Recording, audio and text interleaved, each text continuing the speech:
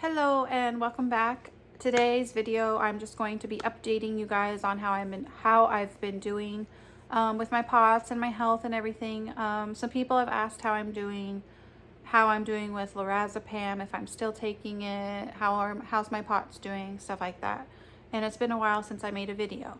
Now, in my previous video to this one, I had stated that I'm pretty sure I don't want to continue making chronic illness related videos in general, like as a whole on my channel. That has been the theme of my channel. That's why I started my channel. But I continue as the weeks go by to believe that while I feel some of my videos are helpful, especially for those who are just starting out on their journey with POTS and helping them learn about it and what it is, I do think that there's value in that. But I feel like I've covered a lot, and I feel like when I continue to just focus on my POTS and talk all about POTS and chronic illness, it kind of gets me in this, I'm just stuck constantly thinking about it instead of trying to just live my life. Yes, this is a part of my life, but it doesn't have to define me or who I am or what my life has to be all about. So I'm continuing to move away from that, but I am making this video to update you guys on how I'm doing. It doesn't mean I'll never talk about POTS again or health related things, but just in general, looking for a change. So without further ado, I've been doing pretty good overall. I try to focus a lot less on my POTS symptoms. Before, I feel like they consumed pretty much 99% of my brain at all times. You know, how am I going to feel if I do this? What's tomorrow going to bring? I'm going to feel awful. My life stinks. You know, it was like constant. And now I try to separate the physical sensations from my mental health, if that makes sense. So before, and I'm still guilty of it sometimes, you know, when my heart would start to race, I would immediately get anxious and panicky because it makes you feel that way. Like you're not sitting around thinking anxious thoughts, you're not nervous about anything.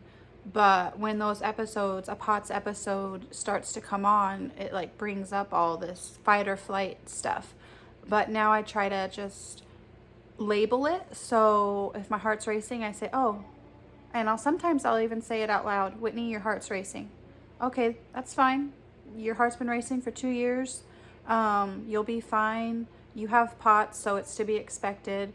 And then I've also learned to realize that discomfort or feeling uncomfortable is not tantamount to danger. So yes, I'm uncomfortable, but am I in danger? No. Will I be okay? Yes. So just kind of positive affirmations, excuse me, doing a lot of deep breathing has really helped. I used to think that people that told me, excuse me, I have a frog in there today, a very persistent frog. I used to believe that people that told me, you know, you just need to deep breathe, focus on your breathing, were crazy, or just like it wouldn't be enough. But when you actually put it into practice and do it the right way, I'm telling you, it really does help ground you and like calm your central nervous system down. Like it's science. So I highly suggest looking into that. It's been really helpful. And now when I'm starting to feel tense or anxious about something, it's like my body automatically goes into this, okay, it's time to do some deep breathing. And then I really feel more grounded. Obviously it's not a cure for everything, but it definitely is an aid in helping you manage your symptoms and any anxiety that might come along with it. So that's something I've been doing a lot of. Oh, sorry, there's a deer outside. We see a lot of deer where we live, and it never gets old. Anyways, sidetracked. So I'm doing a lot better with my POTS. Now, it's not linear, but in general, I would say I'm doing a lot better. And I feel like 70% of it is your mindset and your attitude. I really do believe that, having gone through this for the past 2 years. So anyways, as far as the Lorazepam goes, I am still on it. I was tapering quite successfully in one of my videos, like I've talked about in the past.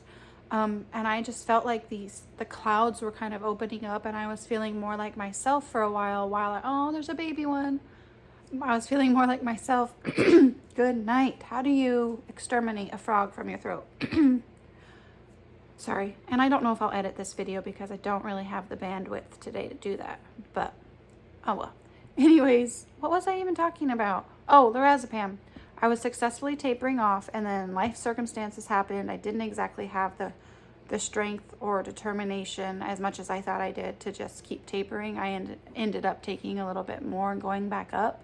I'm still on 1 milligram a day. 1 milligram a day. Doing really well with it, actually, because before I was obsessing, like, okay, maybe take a little bit more because you're doing this. Maybe take a little bit less. You don't need it. And I was just very up and down with the whole situation and constantly beating myself up over taking it.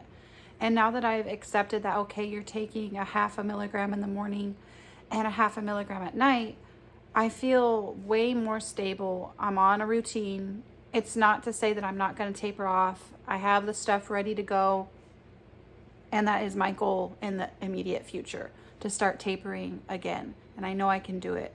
But yeah, I'm not beating myself up over the timeline of it. It will be soon, and I'll keep you guys posted if you want to see that and maybe take you through the journey. Good Lord.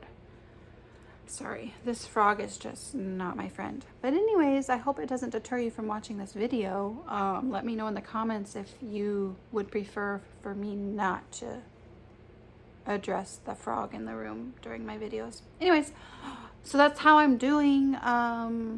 Yeah, today I'm home alone. Well, I have my son, and we did get a puppy, and that has been very challenging when you have a chronic illness and a family and everything. But I also see the benefits, so we're trying to stick it out. He's a Pomsky. He's adorable. He's 13 weeks old, and yeah, he's really precious, but a lot of work. What else did I want to mention? I think that's pretty much it. Let me know what kind of videos you might like to see. I had talked about doing maybe makeup or something, which I really love to do, and it's lighthearted. So maybe my next video will be something like that. But yeah, thank you so much for watching. I hope you guys are staying well, staying safe. I'm so happy that some things are opening up again as far as the pandemic, but still be cautious and take care of yourself and your loved ones. And I'll see you in the next video. Bye.